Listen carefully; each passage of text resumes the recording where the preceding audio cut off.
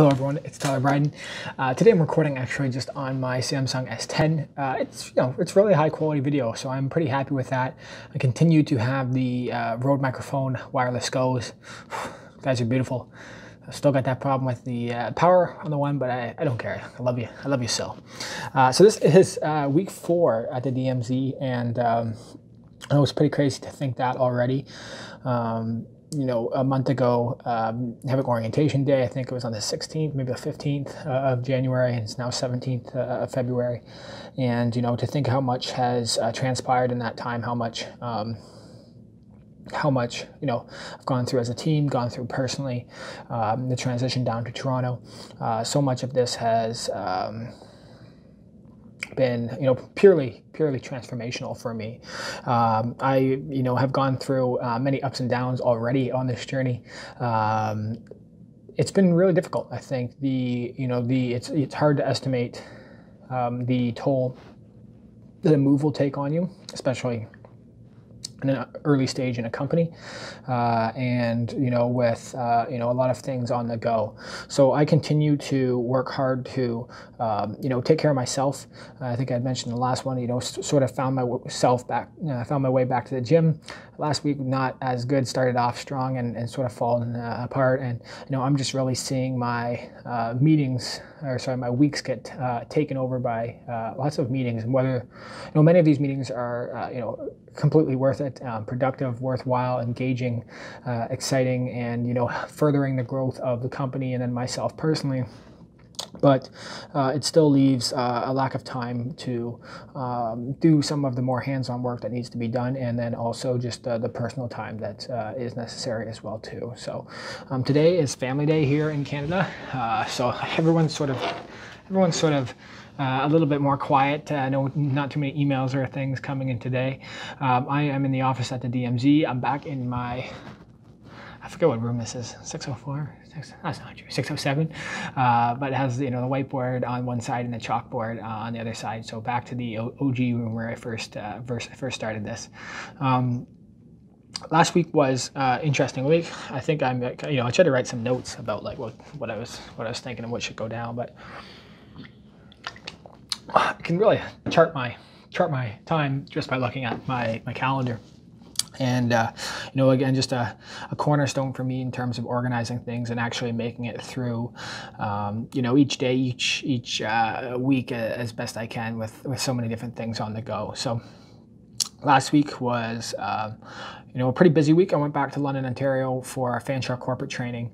That Fanshawe corporate training is a session that I lead from like 9 a.m. until 3:30 p.m. in the afternoon, all on digital marketing, starting with, the basics of like laying the foundations of how do you choose website domain and host, to what are goals and conversions, how do you set those up through Google Analytics, how do you design pages to help users understand where they're supposed to go and navigate to the the call to action that you want them to take, and that they want to take as well too, all the way to SEO, Google Ads, Google My Business.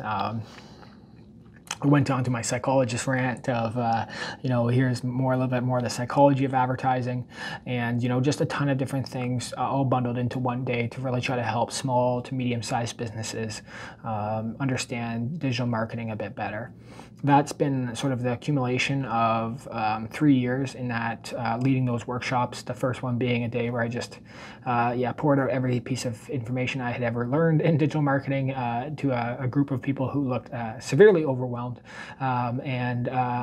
Every time since then it's gotten a little bit better.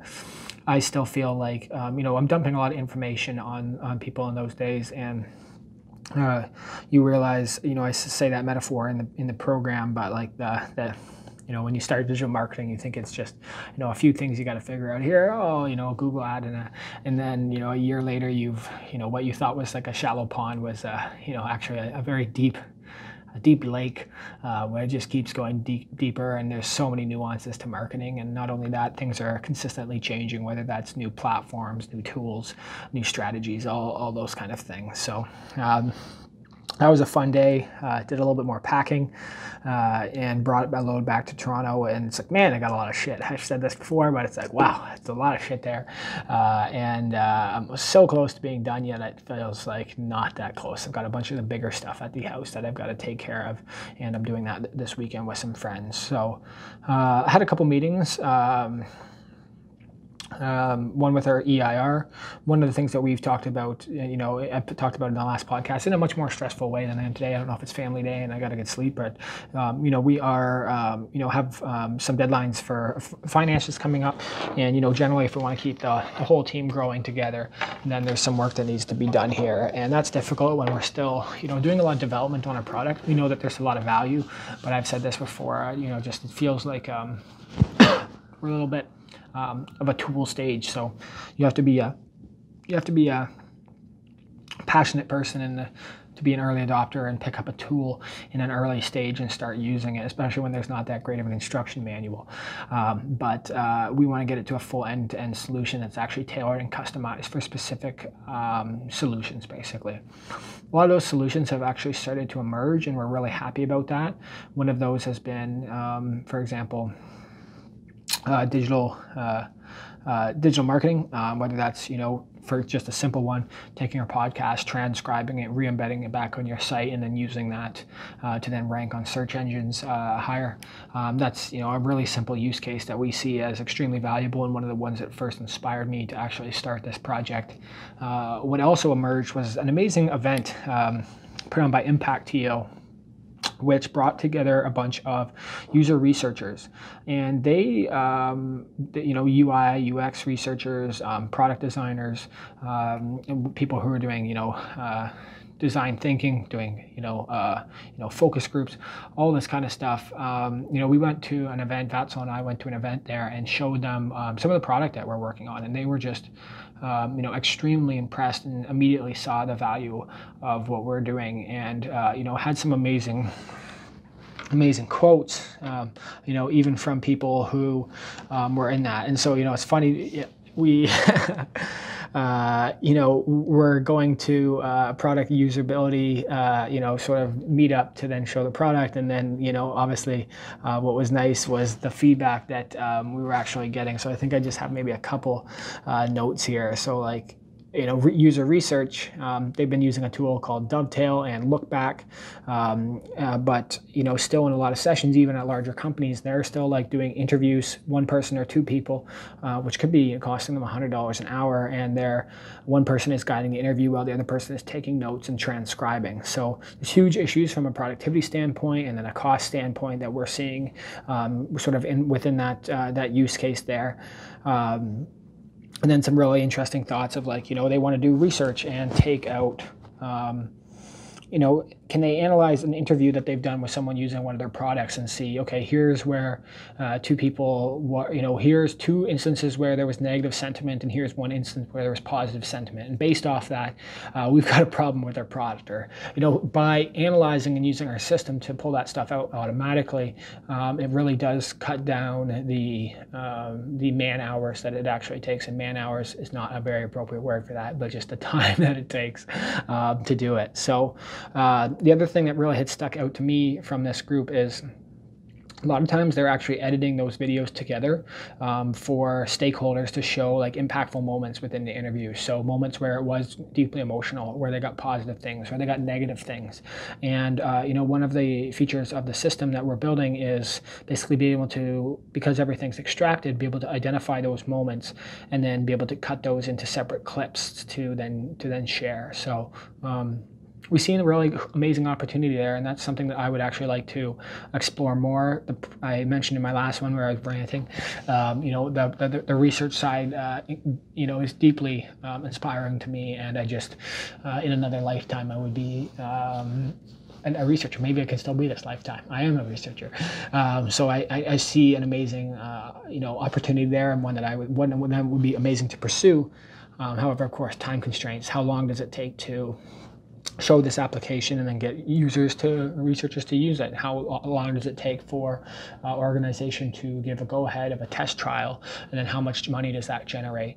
If we need $15,000 a month extra right now, then a small group of researchers will not actually fulfill that. So there's this a gap between where we can even get from our software to maybe what's possible with a service standpoint or consulting or things like that. So those are definitely things to consider, and what we're looking at here as we maneuver through the next 30 days and continue to build our product while also trying to start to get it used and making sure that we've got the cash flow and the money that we need to continue developing, because we have so many good things in the works here. One of the comments here was just, I just want the clips, the super clips compilation. A couple of the services that are actually becoming really popular, mixed between a single use and then the teams. A lot of them are sort of like one person or then like a massive team, and some companies don't have massive teams, and so they're getting overcharged for some of the services that they're doing. And, just even had a quote, it's such a pain point in my job. And, these things are really, exciting for us to sort of hear, to know that we've caught on to something and have the ability to, productize this technology even further to make sure that it's useful for organizations like these. One person said, "You have $1 million company." I was like, "Well, that's cool. Thank you for saying that." It's not true yet, but I hope. Just visualizing graphics, I thought was a really interesting insight. It's like, wow, you're extracting this. Can you give us, for example, word maps, word clouds, other things that actually enable us to dig deeper into this data? And even some people being very nice and sharing sort of the companies that they're using right now, the improvements that they could be having, the things they like, the things that they don't. So that was a really big day for us. It was really exciting, and so sort of following up and reaching out to some of the people that we met at that event, and hopefully I'll be able to come back on another week and share some good news about that.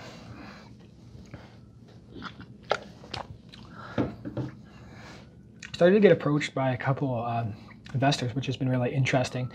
They've actually been reaching out to myself and our team, and so that's been really quite an intense experience. Just trying to understand, like, what do you guys want? What do we want? So we're starting to put a lot of those things together. We had a fantastic meeting with a man named Frank Urshon, who is a pitch coach, and just an incredible guy, just some amazing questions. And basically I'm working with him over the next few weeks at the DMZ here to put together a really compelling pitch. I went and just sort of showed him what we were working on in sort of like a half pitch, half showing mode, and that took about 20 minutes, 25 minutes, and he was like, "Holy crap, you guys have something here, but you need to get that down to like 6 minutes." I'm like, "Yeah, I know. So how do we do it?" So he's given me some amazing documents that I'm using to sort of to format this story and the pitch the way that it needs to be said, and hopefully with some guidance through him, through other people who are also supporting us, we can get that to a place that is compelling. And I've said this before, it's difficult when we're doing things in the short term with goals that are in the long term. And, how do we present that? How do we articulate that in a way that makes sense, that builds trust, and that shows that we have a handle on what we're doing, and the ability to contribute to good while still making revenue and profits as well too. And no matter what I do in this, I can't forget that we're still in the infrastructure that we're in, and that we need to be able to make sure that we're building a sustainable entity if we're going to be able to want to do the things that we actually hope to build and hope to design and then bring to this world. So it was also Valentine's Day. DMZ had a great little event there. There was too much chocolate, too much candy in this place, and I'm still hurting from it. I felt sad, happy and sad. It was fun to eat it, sad next day, and even like immediately after when my stomach started hurting. So I just gotta stop. If there's free candy arm's reach, dangerous spot for Tyler, and I just need to get better. Just get better, Tyler. You can do this. It's not that I can't, it's that I don't want to. I'll just keep eating that candy. And then on Friday, on actual Valentine's Day, we did a beta test of DMZ, which was really cool. And you know, a bunch of people just came and sort of we showed the product to. You know, we haven't shared this too much, but the real-time transcription piece that is really fascinating. And we're doing some cool things with trigger points there and design and animations that we are really excited about. Again, have to monetize it the right way, but really powerful and something that I'm hopefully going to be sharing out pretty soon here as well. We got some feedback from a couple intense researchers. So, you know, we're talking about like, oh, you know, qualitative research, you know, how, you know, this is what we're so excited about. And, you know, we've got a very good, you know, amount of insights into a qualitative researcher who'd been doing it on an institutional level with a focus on technology, emotion, and AI since like the 80s. And wow, that's a lot of information that we got there. And you know, what became clear is, you know, just how powerful our software is, but also being able to allow people to analyze even further. That this is sort of a, you know, a tool to capture, help, you know, get the audio and video, the transcription and the insights, and then be able to port that into another software for more manual assessment or analysis. You know, hopefully in one point that our system will be fully capable of doing that. And with the insights that we've gathered from that team, we think that's possible. It's just the work and time that goes into it, of course. So, you know, just by showing off the product a bit, getting some feedback back like that, it's very, very exciting. And we continue to just iterate constantly based off what we're hearing, what we're seeing. A lot of filtering, obviously, we're getting a lot of information thrown our way. So it's like, okay, we can't listen to everyone, but, you know, you can tell when you're talking to someone who knows their stuff, and then you take those insights with some gravity and some weight. A couple things I think are cool.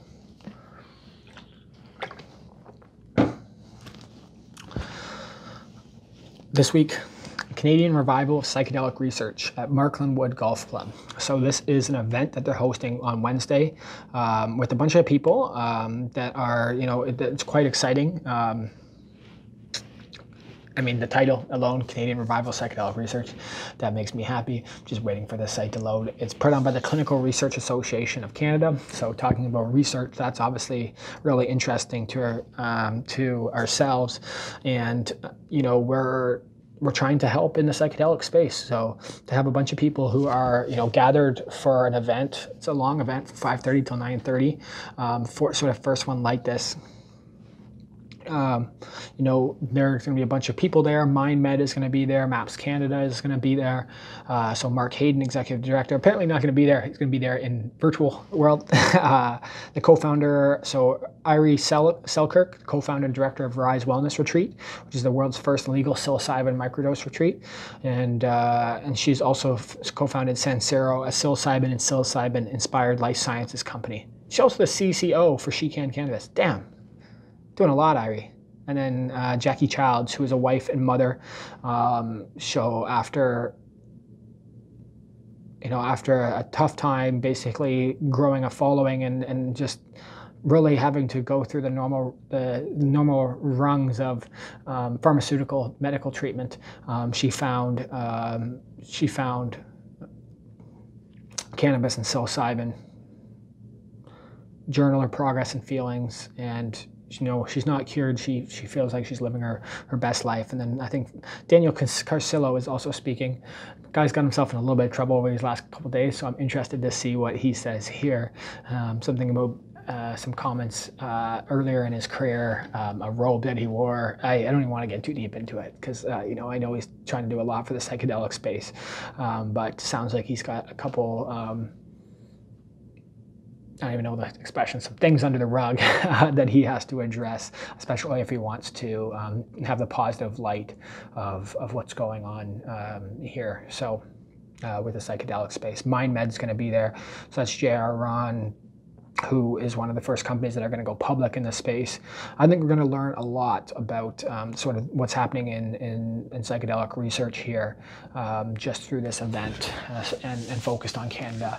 I'm increasingly doing this on my own site, tylerbryden.com, but I'm putting together, the organizations that I'm seeing in the space, the events that I'm seeing in the space, and sort of building up this like online profile. So I put like just one, for example, SPORE. Ooh. I should know the acronym. I don't. I do. I should know. tylerbryden.com, it's there, SPORE. And so I'm building up this list, really trying to start to build like a library, an archive of all the companies in the space. And so on my own time, populating that website with links back to their site so people can learn more. And my goal is to increasingly understand, what's taking place in the psychedelic, industry, this vertical, this movement that is growing, and trying to distill that back down to the people who actually care. So that's a little bit of my role. One of those things that I'm excited about, two things, psychedelics. Thank You Plant Medicine, February 20th. It's February 17th right now. So on February 20th, there is basically Thank You Plant Medicine, which is a worldwide campaign that's being put on by an awesome organization, just a group of people even who are basically mobilizing a bunch of people to share their stories around how psychedelics has actually helped them, whether that's cannabis, psilocybin, I don't know, well, I'm blanking out. I know all these drugs, DMT, ibogaine, all these different substances that come from nature. It's really a call out to express our gratitude to share the power of these substances, these medicines, these treatments when used in a therapeutic context. And I'm really excited for that day to see some of the stories. I'll be putting out my own story on that. I'm probably gonna have to film it on that day even, or tomorrow. Might even do it today. Probably won't have time, but I would love to. So that's one thing. And then next week also is I would have liked to do it on this Thursday, but I'm not going to be back in London for the night. I want to go see this voice tech demo, voice technology, voice tech TL, great organization. But next week on the Thursday, we're going to do Forest City Psychedelic Community Meetup. So it's like a get together and discussion. And, I'm really excited for that. We, hopefully some people come. We've already got a couple attendees that said they're going to go, and really a discussion on, on sort of psychedelics. A couple of the ideas that I put for like discussion topics, and I think these are, good for anyone who's sort of organizing, some psychedelic events, like successes in decriminalization, breakthroughs in research, ways to get involved in the psychedelic space, mainstream media coverage and content, social campaigns like Thank You Plant Medicine, personal experiences and transformations, the origination and purpose of the meetup group, a little bit more specific, new companies in the space, including the ones going public like MindMed.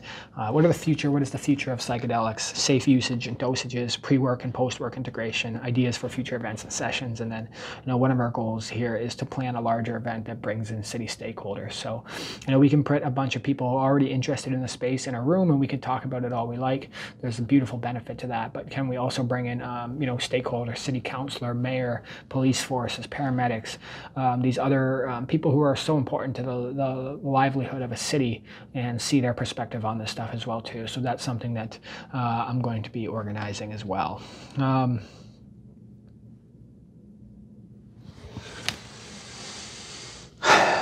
It's week 4. I'm really in like let life take over. Work as hard as you can, Tyler. You've Rockham from our EIR said it's best. It's like, double or nothing. And that's how I feel. I see the opportunity in the space. Today and these last few weeks have been extremely stressful for myself. I think a new height. I've managed to do a pretty good job, but it's definitely has not been the most enjoyable time. And I feel like my hairline just keeps pushing back a little bit. It's still there, but it's taken a toll. You never know when you're.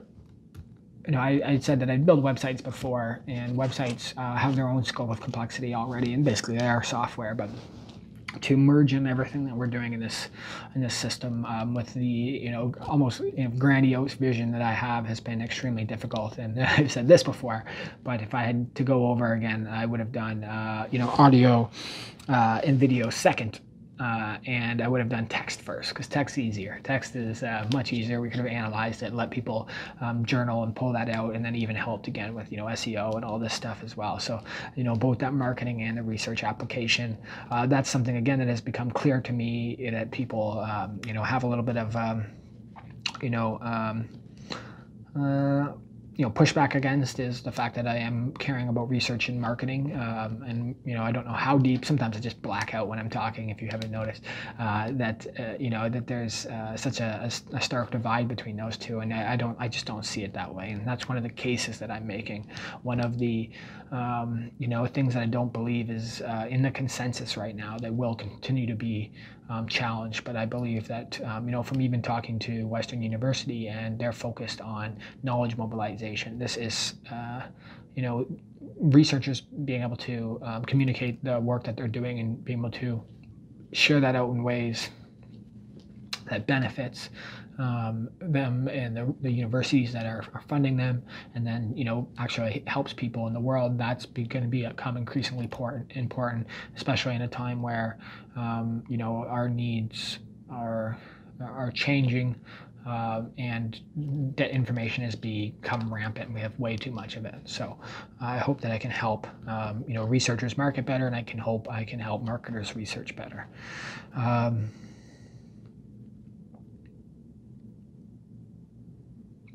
One of the books that I had talked about with one of the advisors last week was a book called Built to Sell. And that book, Built to Sell, was about a guy who had an agency in New York, I believe. And the agency was really successful, but this guy wanted to basically sell the company, and he went to go get it valued, and it was basically worth nothing.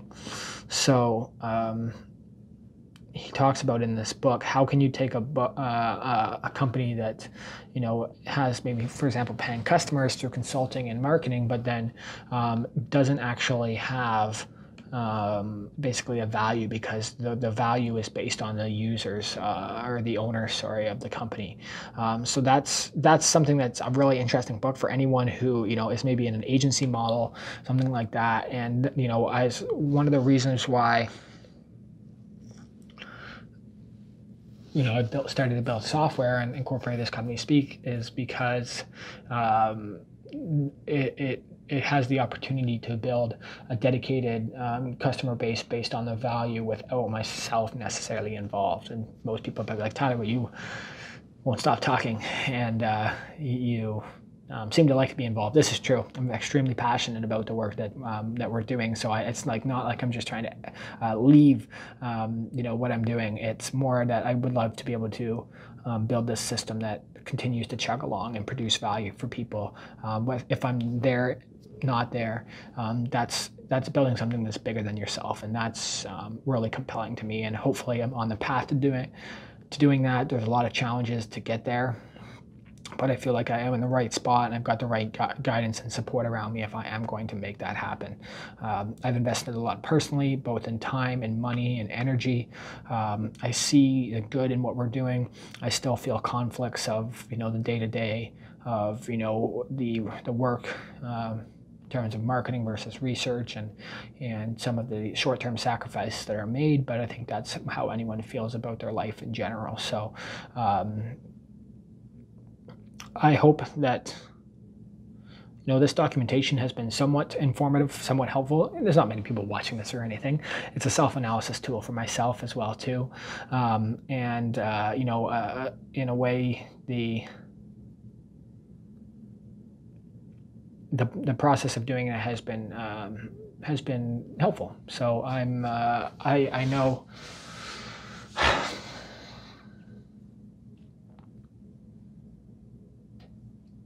I know how helpful it has been for me to follow other people who are going through journeys and sharing transparently, and I'm hoping this is doing the same.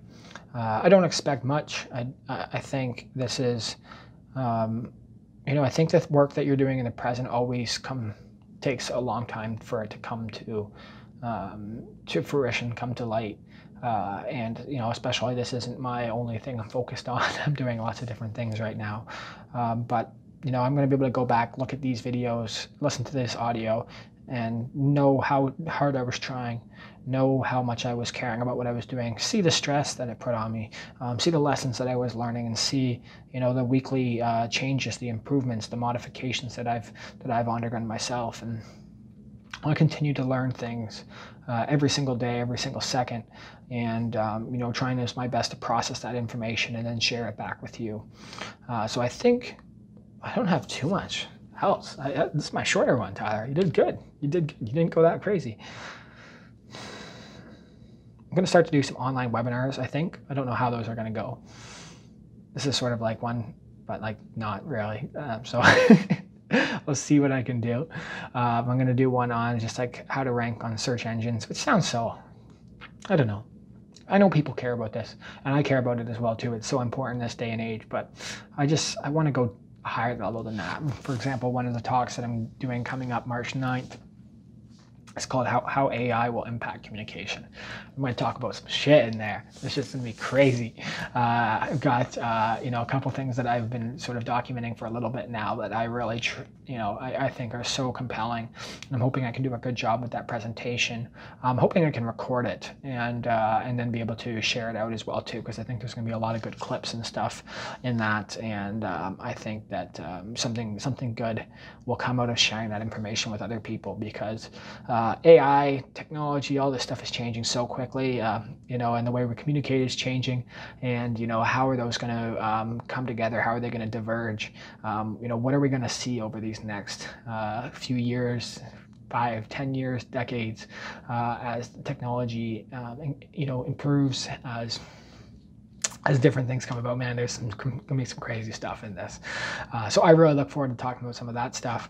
I really hope that I can even make some, do some more talks, versions of that, or continue to go on that path of how AI is going to shape communication, because I really think it's just already doing so much, things that we're aware of, things that we're unaware of, and then how can we make this more of a symbiotic relationship, where we work with voice, where we work with these technologies. And I think that's also part of the drive of what I'm doing right now as well too, with Speak. And some really interesting things around like vocal biomarkers and what can we extract out of someone's voice, and what can you do with that extracted information. What are people doing with facial expressions, body languages, the words that they're using? There's so much just to look into this specific space. And there's some ethical things to talk about. There's some computing limitations. There's all these different things that just make this such a fascinating topic. And I'm going to talk about some of the tools, the resources. I'm going to talk about some of the companies out there that are really pushing the envelope on this stuff. And I think it will be a really fascinating talk that's actually gonna occur. So that was my last little note. I got off on the tangent. I'm trying to think if there's anything else. I think I'm good. So this has been DMZ week 4, 1 month in. I think after this one, maybe I'll stop calling it like the DMZ kind of thing. I might not say that. I'm not going to talk with the DMZ, of course, but just like the week 4 kind of thing. This brings it to sort of a close in terms of a full month here at the space downtown in Toronto, and what a month that's been. So if I was to share any insights right now, can you think of any off the top that are actually valuable, Tyler? Be good to people. I'm just thinking, I'm coming to the space, and what can you make? How can I make the most use of that? And maybe these lessons and insights apply across everything. It's like, be good to people, because you never know who you're bumping into. You never know who you're going to be talking to that, not even for the gain that you want, but just when you're nice to people and you care about people and you're empathetic and you help contribute where you can, good things come back. So being in a whole new space and office, and just bumping into people, saying hi, trying to help out where I can, that makes such a big difference. And a good lesson that I'm trying to continue to work on. use Meetups, man. Meetups is such a powerful tool.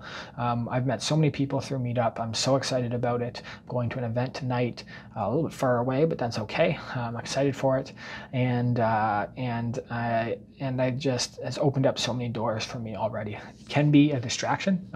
You know, these are late nights and stuff, but at the same time, you know, you can bring together a group of like-minded people who are all working on some amazing things, and that can be really, really powerful. So check out Meetup, subscribe, you know, join the groups that you want, and then you can use the feed to find out all these amazing, incredible events, and that has been so extremely helpful for me. Well, hope this worked well.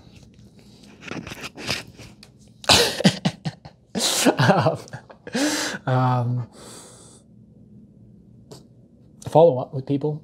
There's lots of people, like even at the DMZ, are extremely busy, and you know, not everyone always has the capacity at the moment to do everything that you want. But if you send a message politely, you know, they are likely to remember. Most people are not maliciously ignoring you or like not being able to do what you want to do. They're just caught in the moment of something, and then if you know, they want to message you back, and then maybe it gets off their mind, and then, but if you send a follow-up message and a nice polite one, then I've found that usually people are more than willing to reconnect and then figure out a time to chat or whatever as well too. Lessons from 1 month in: don't drink so much coffee. I don't drink coffee, but like shit, I've been drinking these milk chocolates, and they're so good. They're not healthy. Nothing. There's no purpose of them. It's like people drink coffee for caffeine, and it helps modify their you know, their energy and helps them work better and focus. Where I'm just drinking like chocolate. So be careful. At DMZ, they tell you that you're going to gain weight, and I think that is true. I have, you know, obviously the hustle and grind has begun a little more intensely. I am the gym. I don't like the gym here that much. No steam room and no sauna. So my drive. I've been working out at home. It's not the same though. But you know, take care of yourself. You know, it's easy when you get offered, you know, free unhealthy food to go for it. You don't have the time or you don't have the energy. I think I'm just running out of storage capacity here, so I hope this isn't ending. I'm going to see what's going on, but that's sort of my lesson too, is just take care of yourself, especially when you're moving into a new space. If this isn't getting recorded right now, that's sort of sad. That's okay, because this was a nice way to end it. I'm just trying to think anything else. Those are a couple good ones, and I just don't want to you know, wreck this recording if it's actually not recording anymore. So thank you very much. I'll wave goodbye now, just in case you can't hear me. Appreciate you joining as always, and I'll come back with some more insights around the DMZ, what happens when you move to a new space, you're trying to build connections, and when you're, you know, trying to grow a company in an early stage. So thank you so much, guys. Really do appreciate it.